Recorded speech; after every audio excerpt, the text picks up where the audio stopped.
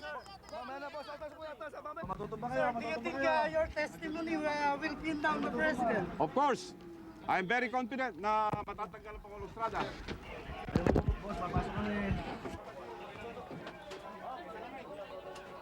Whatever he will say today will strongly confirm what he has said in the Blue Ribbon and hammer the nails necessary in order to have a conviction. Mahirapan ako kung puro sinungaling sasabihin ko. Sa question yung credibility mo. Sana maawala sa taong bayan, mag-resign na lang para hindi na tayo mahirapan. Total, matatalo rin.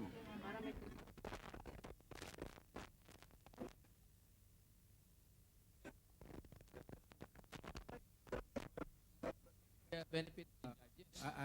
Is the your Honor asking a question? Yes? Truth. So help you God. I do. Listen. Mr. Marshalo, you have your witness. Qualify him. Kung minsan Presidente, nakakalimutan. Ito po, Your Honor. To the order of cash, the amount of 1 million. Ang susunod pong entrada ay 71.000. At nakalagay po sa tapat nito, total to date. Ito po ay minarkahan ng Exhibit J-15. Ano po ba ibig sabihin nito?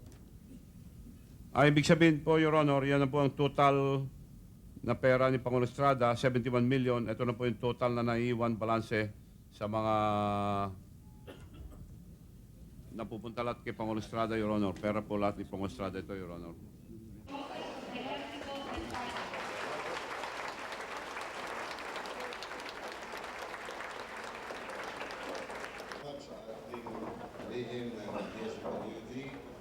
Dito, na wala akong tinanggap kahit na isang sentimo na galing sa anumang uri ng iligal na sugal. Malinis ang aking konsyensya, wala akong tinatago sa ating mga kababayan. At ako'y naniniwala sa dakong huli, mananaig ang buong katotohanan. I am confident that the truth will prevail in the end. I am convinced that I'll be cleared of all these issues that are unfairly being leveled against me. In the final analysis, those who have put their personal and political interests above the interests of our country will be proven wrong. Classic example of crony. Question and litigation for the past 14 years. A multi-sectoral task force signature, but he could not get his levy sa mga magbiyo. Of the Sumilaw, Bukidnon farmers is struggling.